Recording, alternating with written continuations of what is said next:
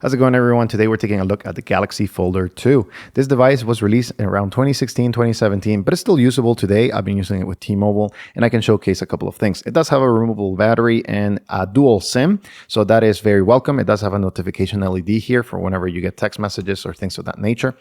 So it's a very, very good device for those that are looking for transition devices. I would say it's kind of like a Cat S22, a little bit older software, but still very functional.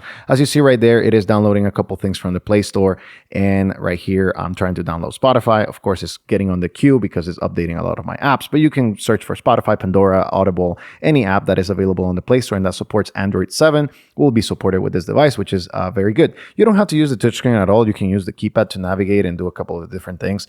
So like right here, for example, we're going to the gallery, the calendar, Google Play Music, and you can uninstall all of these things if you don't want to use them. Of course, make your transition device the best that you can. But like right there, for example, we have the calendar. We can go into the settings and navigate through the settings without any issues. So it works reliably. Now, when it comes to messages, right here, for example, we're going to delete, and it do have the ability to use the keypad. So hello, right there, or Elko, I guess. It didn't catch all of the letters. LLO.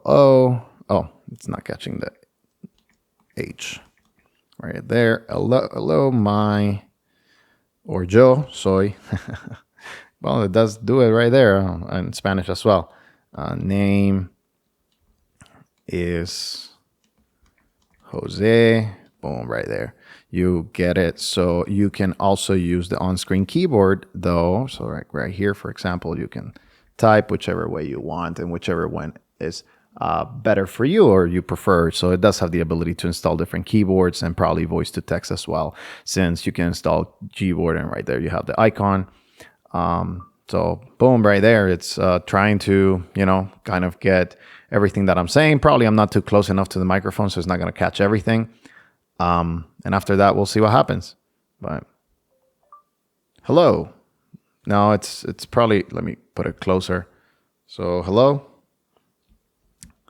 It seems to not be working decently well. I don't know why. Maybe it's a different configuration, but it definitely has the ability to install those applications, smart applications for voice to text, things of that nature. You can also have a lot of the utilities and a lot of the apps that you want.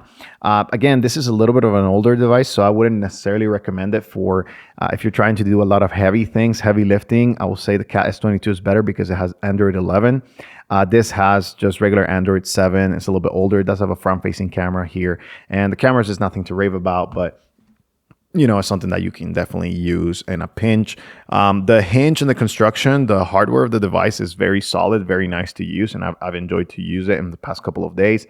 It does have compatibility with T-Mobile here in the United States, but sometimes it does not catch to VoLTE and you have to reboot the device. Sometimes it doesn't happen often. I'm just letting you know if you have any issues, make sure that you are updated to the latest version of this software in order to use VoLTE or use an MVNO to not have a lot of those issues. But the device has been running well. It's very smooth, very nice to use. And again, you don't need the touchscreen for all of the operations. You can do it right here. You can make phone calls. They sound pretty good. It does have a nice earpiece, and it does have a speaker as well. Again, I definitely recommend some of these devices are running around $150 to maybe even a little bit lower to 100 if you're able to find them on Swappa or eBay, or even on some Chinese manufacturers like AliExpress is kind of like selling some of that stock that probably was not sold in the initial batch in 2017 or 2016 when these devices were released. But it's a good option. It does have a lot of keys, a lot of customization that you can use.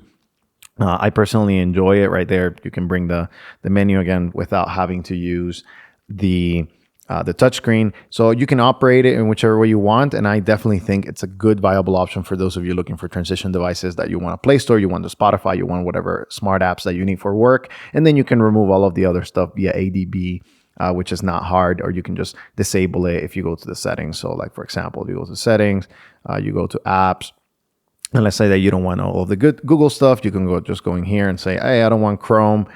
you can disable right there and it will disappear from the device. It will not delete it completely from the device. It's kind of dormant, but you can do that via ADB and kind of look into that. So if you have any questions about this device or any of the other devices, make sure to let me know in the comments and I will be interacting with you guys. I don't have much more to say about this device because it's a transition device. So it's smart and a little bit of the flip phone form factor married into the two of them. And again, I think it's a good device for those of you looking for something smarter, something with capabilities, and something not as expensive as a Cat S22 Flip. So make sure to leave a comment. And if you have any comments or suggestions, make sure to put it down there. Thank you for watching. I'll see you in the next one.